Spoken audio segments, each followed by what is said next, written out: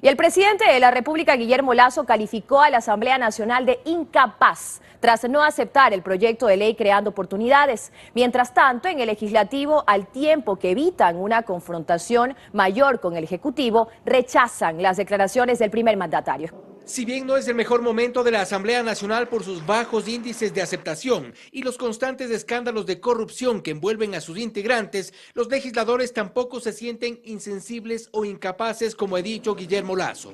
En las filas de Izquierda Democrática prefieren evitar una pugna. Es necesario aclarar que la capacidad que exige el presidente Guillermo Lasso debe ser la capacidad que le exige a las personas que están trabajando junto a él en el gabinete, que puedan enviar propuestas de ley que cumplan con los requisitos formales. Y es que la propuesta del gobierno en torno a la ley creando oportunidades, dicen los asambleístas, no es un tema de incapacidad del legislativo. Esperan, sin embargo, un plan distinto y creativo para no caer en la confrontación. No se le negó al presidente, se le dio 30 días del plazo correspondiente para que pueda resolver estas líneas rojas que como asambleístas le hemos pedido y poder solventar y llegar a un punto. De momento se abren a la opción de que el gobierno replantee su propuesta de ley y quedan a la espera. Y en ese marco debe entender que nosotros vamos a apoyar todo lo que beneficie a la ciudadanía, pero que no vamos a permitir absolutamente en ningún momento regresión de derechos o nada que pueda afectar ningún proyecto de ley. No obstante, la credibilidad no es un capital importante de esta Asamblea Nacional y esto juega en concordancia con las críticas de Guillermo Lasso. En las últimas horas, la Contraloría General del Estado entregó oficialmente la información de los legisladores con glosas. De 32 glosados, 16 no han logrado desvanecerlas. Responsabilidades administrativas, órdenes de reintegro de dinero y 8 de los 16 tienen informes con responsabilidad penal. De ahí que la respuesta de los legisladores a la crítica del Ejecutivo tendría que ser también creativa. El país espera cambios y no una guerra de poderes, sin respuestas para la gente.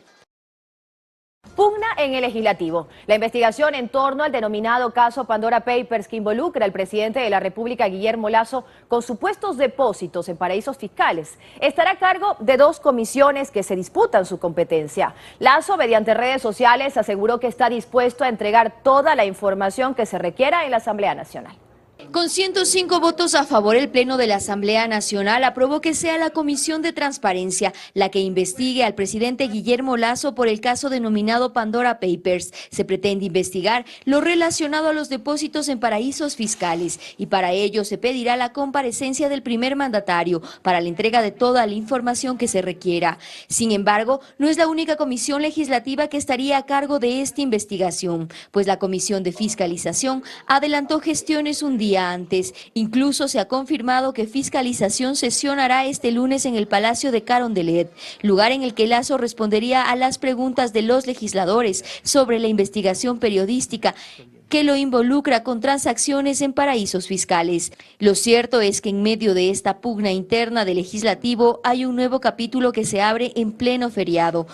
El asambleísta Fernando Villavicencio denuncia el supuesto boicot desde la presidencia de la Asamblea a la sesión de fiscalización en Carondelet.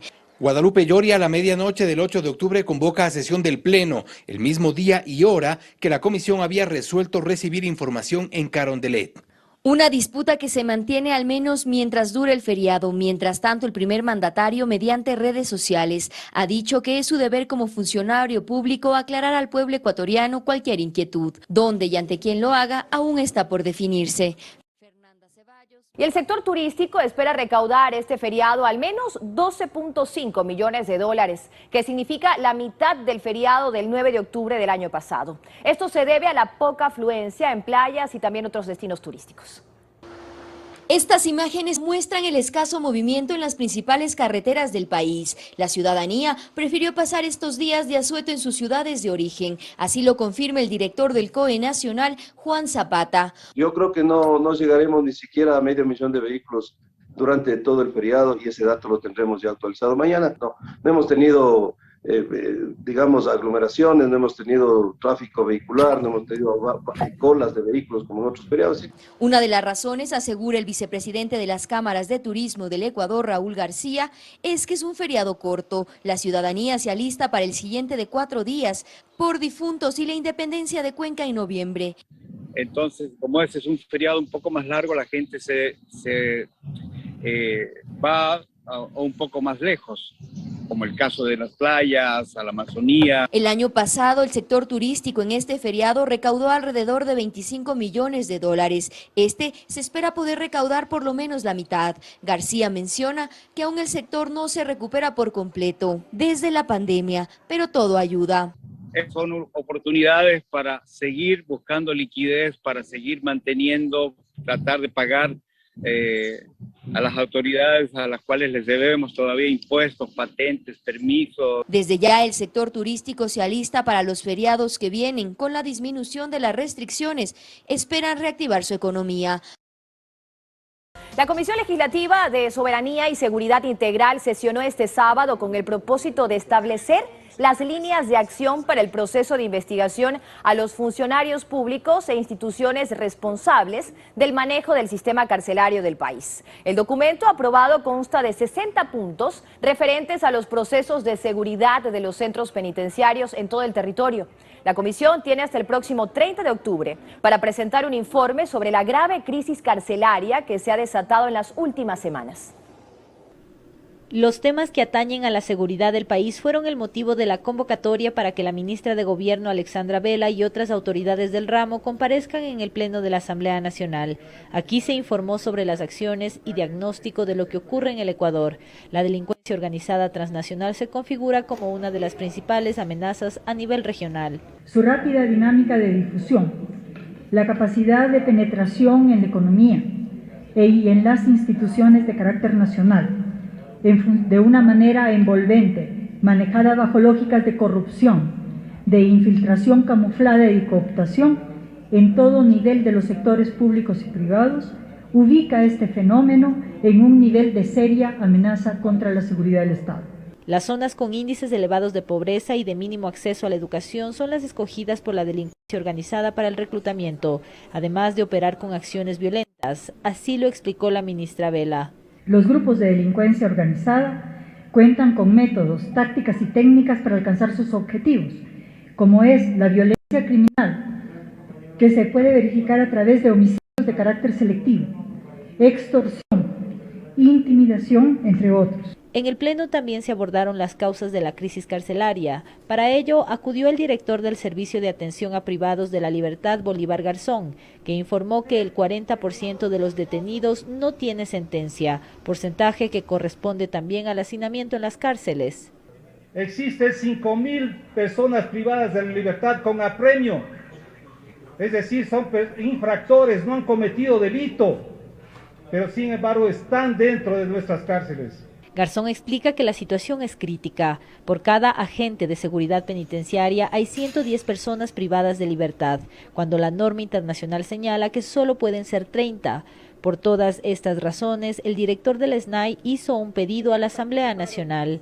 No tenemos una ley de rehabilitación social. Nuestra base es el COIP, pero solamente habla de la parte punitiva, no habla de la rehabilitación social. Eso está en sus manos. Les pedimos ayuda. En este diagnóstico llegó el turno de la comandante de la Policía Nacional, Tania Varela, que señaló al tráfico de drogas como responsable de los índices de inseguridad en el país. El consumo tiene delitos vinculantes. Empieza por el robo y luego son cooptados por bandas y por organizaciones delictivas. Y al final solo tienen dos caminos: la privación de libertad o su vida. Para finalizar esta jornada de comparecencias, intervino Jorge Cabrera, jefe del Comando Conjunto de las Fuerzas Armadas, que se refirió al trabajo que realizan los uniformados para resguardar la seguridad en las fronteras del país. Este jueves, el presidente de la Comisión de Ética de la Asamblea Nacional, José Chimbo, entregó en gestión documental del Legislativo el informe que sugiere al Pleno del Parlamento la destitución de la segunda vicepresidenta de esta función, Bella Jiménez. El documento no tiene el carácter de vinculante, pero fue aprobado por unanimidad por los 5 integrantes de esta mesa legislativa. Después de un mes de investigaciones, la Comisión de Ética determinó que la legisladora Jiménez incurrió en las prohibiciones de gestionar cargos públicos y percibir dietas que no corresponden a los cargos del asambleísta. La presidenta de la Asamblea Nacional, de acuerdo al reglamento, tiene 5 días para poner en la agenda del orden del día para que los 137 asambleístas en el Pleno de la Asamblea Nacional puedan abocar conocimiento las recomendaciones de ese informe. Respecto a aquello, tomarán las decisiones vinculantes que tiene que ser un ejemplo para el bien del país. Ellos se han vuelto juez y parte, señores. Es un comité que ellos han tomado una resolución a su conveniencia. Pues en todo caso, ella Jiménez, la segunda vicepresidenta de la Asamblea, está preparado para lo que se viene. En su momento, ustedes se pueden dar cuenta que el Comité de Ética violó mis derechos constitucionales, no me dio el debido proceso, no ha hecho nada de las peticiones que mi abogada en su momento presentó. Señores periodistas, ¿cómo pueden ustedes creer que el Comité de Ética, sobre todo el asambleísta Dalton